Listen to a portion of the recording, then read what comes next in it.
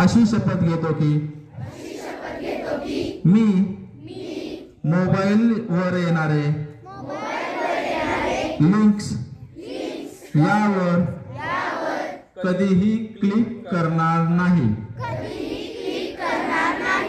माझा OTP कोणालाही सांगणार नाही।